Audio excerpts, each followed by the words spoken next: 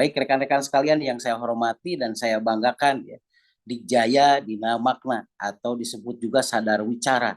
Sama dengan adalah bagaimana kita bisa mengolah pembicaraan kita menjadi sesuatu yang menarik pada orang lain.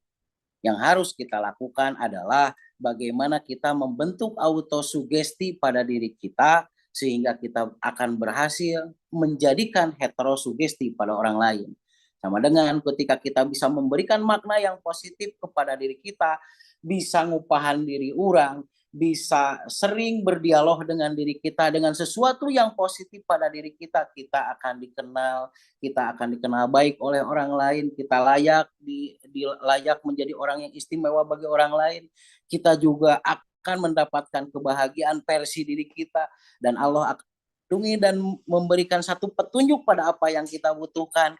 Terus itu lakukan pembicaraan tersebut itu kepada diri kita sehingga menjadi sebuah autosugesti pada diri kita, dan secara sekaligus rekan-rekan sekalian kita akan membentuk heterosugesti pada orang lain.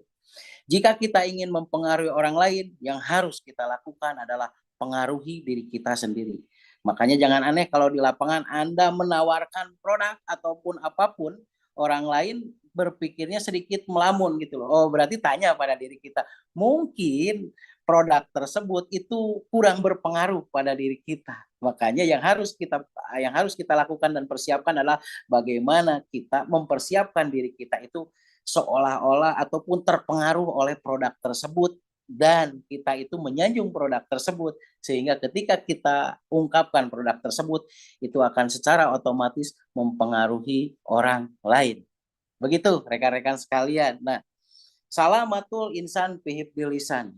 Salah satu unsur keselamatan manusia itu tergantung pada kemampuan manusia menjaga lisannya. Itu dalam hadis riwayat Bukhari ya rekan-rekan sekalian. Dan perlu dipahami nih rekan-rekan sekalian, berbicara masalah lisan. Lisan adalah satu manifestasi dari gelora hati kita ya. Sehingga kenapa Allah menciptakan satu bibir dan dua telinga. Benar nggak? Jadi Allah Subhanahu wa taala memberikan satu mulut ya dan dua telinga. Itu maksudnya adalah agar manusia bisa mendengar nasihat ya. Jadi maksudnya adalah supaya manusia bisa lebih mendengar nasihat dibandingkan berbicara. Jadi kenapa Allah menciptakan satu mulut dan dua telinga? Berarti lebih banyak kita mau mendengar dibanding kita dengan berbicara. Begitu rekan-rekan sekalian. Dan jangan pernah takut ketika keluarga Anda kurang semangat, keluarga Anda dengan kalut, kemudian jaringan Anda itu kurang semangat atau dianggap saja mati semangatnya. Apa yang harus Anda lakukan? Yang harus kita lakukan adalah pernah takut dengan semangat orang lain yang padam. Yang penting semangat kita tetap menyala. Karena ketika semangat kita tetap menyala, maka kita akan menyalakan semangat-semangat yang lain. Jadi kalau istilah lilin, jangan takut seluruh lilin di sekitar kita itu mati. Yang paling kita takutkan adalah lilin kita sendiri yang mati. Berarti yang harus kita lakukan adalah bagaimana supaya lilin di dalam diri kita itu tetap menyala, sehingga lilin tersebut bisa menyalakan lilin-lilin yang lainnya. Begitu dengan semangat rekan-rekan sekalian, jangan takut orang lain kehilangan semangat, karena ketika kita semangat, kita akan membangkit semangat orang lain.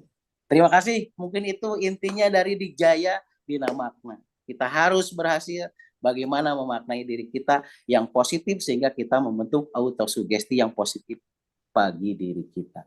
Terima kasih rekan-rekan sekalian atas semua perhatiannya. Semoga rekan-rekan sekalian selalu diberi kesehatan, keberkahan, dan selalu dilancarkan di dalam setiap perjalanannya di dalam kehidupan ini. Semoga rekan-rekan sekalian juga selalu dihantarkan kepada impian dan cita-citanya.